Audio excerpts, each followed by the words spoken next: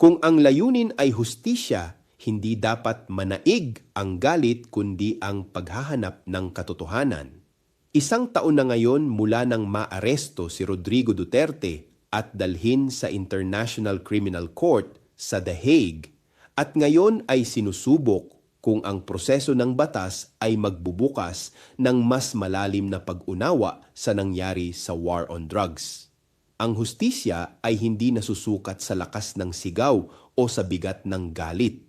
Nasusukat ito sa kakayahan ng lipunan na kilalanin ang katotohanan, igalang ang proseso ng batas, at tiyakin na ang mga paglabag sa karapatang pantao ay hindi na muling mangyayari.